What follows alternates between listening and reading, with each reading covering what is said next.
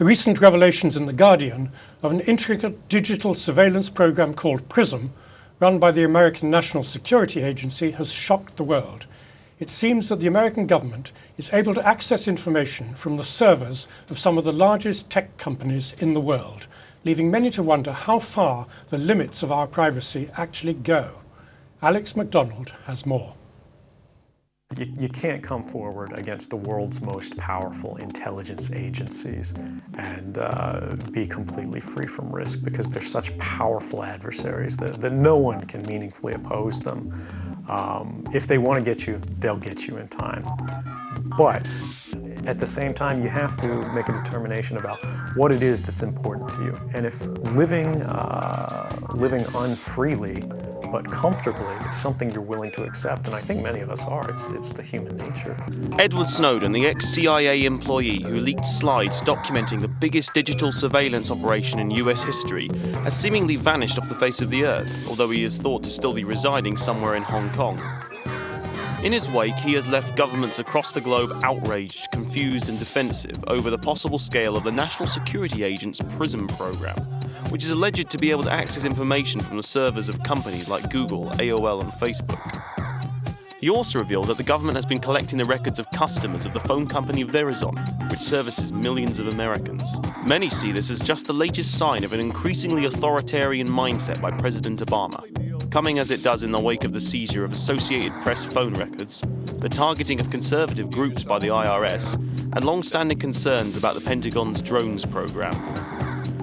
The supposedly liberal president has been accused of building upon the security apparatus that was implemented by former President George Bush in response to the war on terror. The British government has been accused of circumventing its own laws on privacy by using information acquired by the PRISM program in its own security operations, an accusation denied by the Foreign Secretary William Hague. It has been suggested that GCHQ uses our partnership with the United States to get around UK law, obtaining information that they cannot legally obtain in the United Kingdom.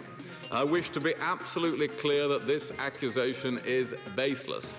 Any data obtained by us from the United States involving UK nationals is subject to proper UK statutory controls and safeguards, including the relevant sections of the Intelligence Services Act, the Human Rights Act, and the Regulation of Investigatory Powers Act. The American Civil Liberties Union has submitted a lawsuit challenging the Obama administration over the snatching of the Verizon phone records. We're suing the government, several branches of the government, the National Security Agency, the FBI, the DOJ, for the unprecedented surveillance that the government is now undertaking to all Verizon customers and, in essence, all Americans. Every time an American makes a phone call now, the government is tracking the calls, they're tracking who we call, when we call, how long we talk, and that's the program that we're challenging. The investigative journalist I.F. Stone once said that all governments are run by liars and nothing they say should ever be believed. It's a cynical worldview, but in light of the PRISM revelations, people may find it hard to trust their politicians when faced with evidence of a state which seems to view nothing as off-limits. Comparisons to 1984 abound, and when it comes to the debate between privacy and security, the line is becoming harder than ever to draw. Even if you're not doing anything wrong, you're being watched and recorded. And the storage capability of these systems increases every year consistently by orders of magnitude, to where it's getting to the point you don't have to have done anything wrong. You simply have to eventually fall under suspicion from somebody, even by a wrong call. And then they can use the system to go back in time and scrutinize every decision you've ever made, every friend you've ever discussed something with, and attack you on that basis to sort of derive suspicion from an innocent life and paint anyone in the context of a wrongdoer. Alex MacDonald, Islam Channel. Well, with me to discuss these issues here in London is Michael Harris from the campaign group Index on Censorship, Jamie Bartlett from the think tank Demos, and joining me by phone from Washington, D.C. is Robert McCaw, Department Manager of Government Affairs at the Council on American-Islamic Relations. Jamie Bartlett, let me start with you. I mean, there is a school of thought that says we can't be surprised that all these things have been going on. In fact, we should even be grateful because it helps in the fight against terrorism. I mean, what do you think of that view? Is it reasonable or is it complacent? Well, it's probably a bit of both. I mean, there's no doubt that the trend that we see in general is quite liberal oppositions coming into government and getting a bit more hawkish on security. And one of the reasons is that they actually start seeing the security briefing and understand the scale of the threat and the degree of responsibility that they have to keep the nation safe. Generally speaking, I think it's quite well accepted that governments do need to have means of lawfully accessing, that's the key word of course, lawfully accessing in a proportionate way communications data, content data, offline or online. And it's always been the case.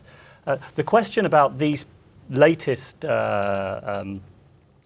investigations and the latest claims, partly I think, is that we just don't know enough yet. We've seen a few slides. It looks rather bad. Actually, the Guardian allegations, as far as I read it, have rode back slightly from talk of direct access to servers to actually the companies just making it rather easy to respond quickly to lawful requests. Now, the law may be a little bit too loose in some places, and that's absolutely sure.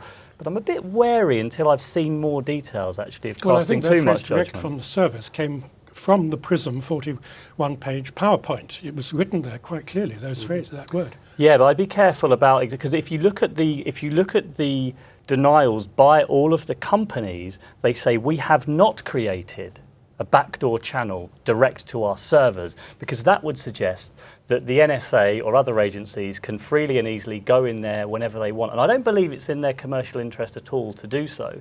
What I think they've probably done is created an easy Dropbox mechanism of some sort that allows for the access to the data very quickly. The question is whether the companies sort of bowled over a little too easily in the face of NSA pressure to produce that, because not all of them came on stream at the same time, and then some of them didn't come on stream at all. So I think there's a question for the companies to answer as well.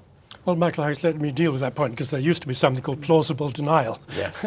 You could deny something without telling the whole truth. So do you think the servers, I mean, who do we believe when the servers say they haven't been automatically helping the NSA, or when the PRISM people and Edward Snowden says that they have? I mean, the big issue is that we don't know enough. And the fact is that there looks like there's the potential for mass population surveillance, but this hasn't been subject to scrutiny from Congress or the Senate. This hasn't been through a process of, creating a law that mandates this. So when Jamie talks about, is this lawful? Well, potentially it is, but we don't know, because we don't know enough, and our politicians in the UK and in the US haven't been entirely open about the level of surveillance that's being done. Now, the large corporate groups have said that they haven't given an open back door. Do you believe them? I think it depends. I mean, again, there's too little information, and I think if you just look at the PowerPoint presentation that has been leaked, it does point to a full backdoor to this data. And again, it depends what you mean. Is it metadata or is it content? I mean, the issue is that if it's, often the Foreign Secretary pointed to the fact that no content had been passed over between security agencies. Well, that doesn't say anything about whether larger amounts of metadata have been passed on, the location of individuals, who's emailing who. That doesn't count as content data. And that's the problem. What you can have is you can actually build incredibly elaborate records of the lives of individuals without actually looking at the content of an email or of someone's Facebook messages or their other communications. And that's what's actually quite frightening. Let me ask you to come in, Robert McCaw in Washington, D.C. I mean, the heart of this story, although it's a lot of it is to do with listening to foreigners, and initially we thought with the Verizon claims it was nothing to do with Americans. Now it's clear that Americans are also being targeted. You're sitting there in Washington, the House of Representatives and the Senate are being briefed, the intelligence committees, I think the whole House has been briefed, and perhaps the Senate already. What is the mood on Capitol Hill? Is the majority mood saying that these revelations are dynamite and we really must change things, or are they taking the other line that this all helps in the war on terror and we need it? I think there's quite a split. You have the chairman and ranking members of the Senate Intelligence Committee defending the program. Both Democrats and Republicans either defend the president for his actions on this domestic spying program, or they see it as a validation of the Bush administration. Now, you have a few members of Congress who are actually opposed They're calling for additional private briefings. They're calling for public hearings on the matter. It just depends on how you view domestic spying.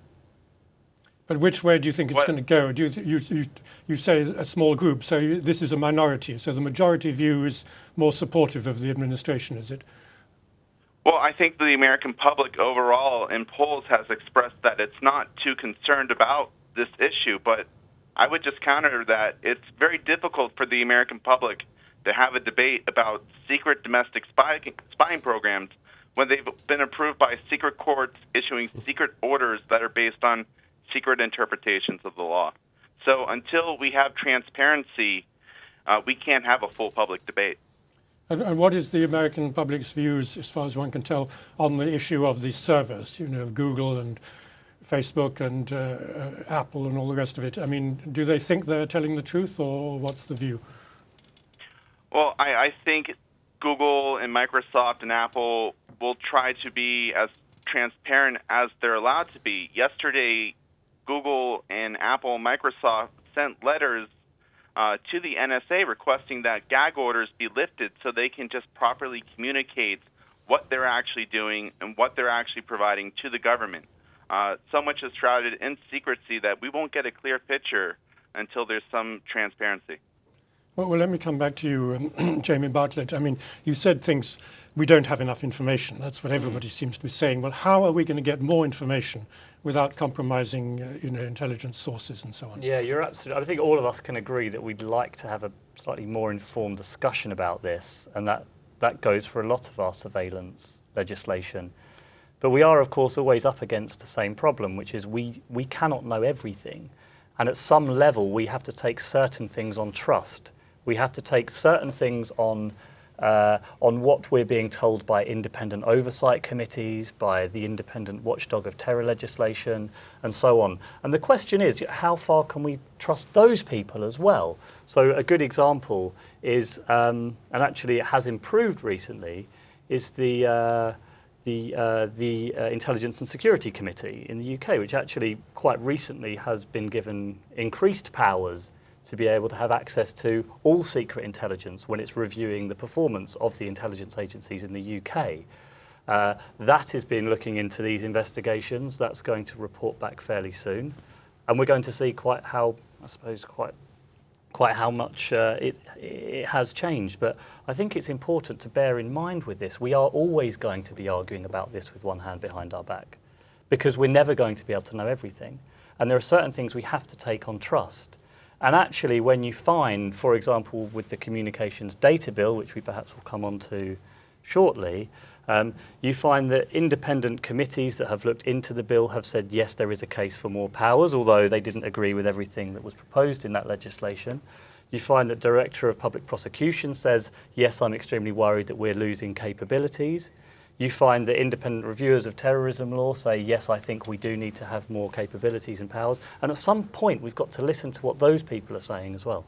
Well, surely the crucial thing is to know how often these people are taking an individual person and looking at that person's communications. And if we find, that they're doing 25,000 a week or something, then we might be suspicious. If it's only 2 a week, then it might be less. Why don't we get some more data on the volume of this? No, I completely agree. I mean, I think a lot of intelligence agencies are far too secretive. Our intelligence system, we could certainly release some of the information that we have. We could certainly be a bit more open about it. And I think as people are increasingly concerned about privacy and personal information, and these agencies have to make the case for why they need new powers, they are going to have to start trading a little bit of secrecy for a little bit more openness and public accountability in order to make the case for why they need those new powers. So I actually think that in some ways some good will come of this, because it will force some of the intelligence agencies to be a little bit more open, and then us, the public, the people that are subject to these surveillance laws, will be able to have a slightly more informed discussion about, yes, the risks to our privacy, but also the risks to our national security as well. Well, how serious are these risks to national security? Because one surely would assume that anybody who is planning some kind of terrorist action will assume their phone is tapped already and that they may be being watched and so on. So they're already on guard. So if it's now revealed that all this is happening, it's not actually compromising security, is it? No, it doesn't compromise security at all. And, the point about trust is the European Court and the international framework is very, very clear. People should know at what points the state is going to interfere with their privacy. And at the moment, people are uncertain at the point at which the state is going to interfere with their privacy. And that actually, breaches the fundamental compact that we have with our democratic leaders. And in a democracy, if we are to maintain this democratic framework, then whole mass population surveillance, or even limited individual surveillance, but unwarranted with very little transparency, actually undermines our case. And when we're talking to Iran or China and saying, hey, you guys actually, you can't have these huge kind of data centres looking at your own populations, how can we make that argument when we have these leaks that show that the American government... Because Iran and China will do whatever they want anyway. I don't really think that they're looking to us, because we do have systems and laws in place to limit the way that we regulate. To justify that. But the point is that... I think they'd say whatever they want. I mean, they're going to survey their population, whatever. I think it's quite dangerous to think, how might China think about what we're doing? When actually we have a legal system. What you're doing is you're creating legal precedents that can be applied very, very quickly internationally. And once they are, how do we then point the finger at other countries internationally and say, this is what the base level should be for the relationship between privacy, freedom of expression, other human rights? If we can't make that argument, who can? Well, sorry to interrupt you. Let me just bring Robert McCaw back in again from Washington. You're still there, aren't you? Yes. Yes. I just want to widen it out a little bit to the whole Obama administration. There's been a lot of doubt now about how liberal Obama really is and whether he's Bush light and all that kind of thing. How is this playing into that debate in the United States? Do you think this adds new fuel to those people who are really quite disappointed with Obama, or has not changed anything? I think it does add fuel to that. And revelations about this spying program, they come after just several weeks ago about hearing how our Internal Revenue Service was politically targeting conservative groups in the Tea Party. And then that's just followed by revelations that the Department of Justice, which oversees the FBI, have been targeting our free press over claims of leaks coming out from the administration to the press. A lot of people see this as just the third or fourth term of President Bush, and they see it as a validation of conservatives. They see it as a validation of President Bush's national security, warrantless wiretapping, spying type programs. What about the whole issue of the war on terror as such? I mean, are people saying this justifies the war on terror, or are some people saying this shows that the whole war on terror thing has been artificially hyped, and the risks are not so great that our liberties have to be jeopardized? Well, I would just interject that I don't think we should be debating how our civil liberties must be balanced with national security. From a very American perspective, you can't trade your freedom for security. You'll lose both. Instead, we should really be debating how our national security programs here in the U.S. and I would say the U.K. should respectively operate within the boundaries established by the U.S. Constitution or UK common laws and charters. Well, you were nodding your head, or rather shaking your head, Michael Harris, that you didn't agree with that. No, I do agree. I think we've got to maintain a legal framework that sets out, that's very, very clear, and citizens know their rights in a clear way. I think the real issue is one of the issues is that the US Constitution says a lot about freedom of expression, doesn't say so much about privacy, and actually these rights now are very much intertwined, because you can't have freedom of expression unless you're able to make anonymized communications, unless you're allowed to express yourself, in an anonymous way, if it's in the public interest. And the US is very, very good on protecting freedom of expression for its media, for its press, etc. But what we're seeing with the Obama administration, especially around restraint on whistleblowers, is that the ability to publish anonymously is now under attack by the Obama administration. And this is actually starting to deteriorate freedom of expression in the country. Isn't that a good point, Jamie? Franklin, sorry, excuse me. Let's hear from Robert on that point. Speak. The U.S. Constitution is very clear on privacy. The Fourth Amendment of the Constitution, it clearly states the right of the people to be secure in their persons, houses, paper, and effects against unreasonable search and seizures shall not be violated, and no warrant shall be issued upon probable cause. Now, when you look at this, the administration, prior and current, they are looking for the needle in the haystack in seeking out suspected terrorists. But their solution is to take the entire haystack. And when you take the communications of Americans, private communications of American citizens, and you only promise to look at those communications of terrorists after the fact that you've taken these, this is a clear violation of the Fourth Amendment. And I would also point out that while the administration says that it's only going to target from these large swaths of information taken only non-U.S. citizens outside the U.S., and that they would minimize acquired information about U.S. persons, and that this program has safeguards designed to produce at least a 51% confidence in the target's foreignness, I am very uncomfortable with that. If their test is 51% foreignness, then I am 49% uncertain over this program's ability to respect the U.S. Constitution's protections of privacy and prohibitions on unreasonable searches and seizures. Well, Jamie, but let me just actually, we're running out of time. We're only got about 2 minutes left. I just wanted to ask you about Edward Snowden. Do you think he should be prosecuted, or should he be?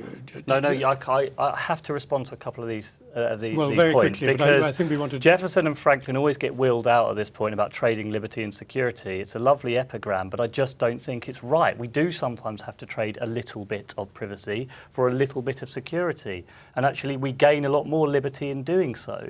And actually, anyone who works in counter-terrorism or policing will tell you there is a serious and sustained threat, and this type of data is incredibly valuable. Actually, the number of reports that were made by PRISM might suggest that there's a huge intelligence value to it. And terrorists do operate overwhelmingly and increasingly on various types of internet forums. Now, the problem is the proportionality in which we go after those people, of course. I'm very worried about this term mass surveillance. I don't consider it to be mass surveillance when data is stored on a database and then under a legal warrant. Now, it might be that this system has been breached slightly. I don't know. We don't know. But the general point is that providing there is legal warrant with proper oversight, I don't consider that to be mass surveillance. I consider that to be targeted data collection on data that's available. Well, we really are very close to the end of time. Brief answer. Should Edward Snowden be prosecuted? I think that the duty of people when they sign Official Secrets Acts is actually quite an important one. I'm very hesitant about people being able to breach that consistently. Right, whether he's there's a clear public interest. I'm not sure the case is yet. I'm not sure enough about it to decide whether he should be prosecuted. Yes or no? Should he be prosecuted? No. And Robert McCaw, should he be prosecuted? I think Robert McCaw's gone. So we'll have to leave Silence it there speaks volumes. But maybe he's being listened to anyway. Thank you very much for taking part, and thank you for watching. In the second half, we talk about the Iranian elections.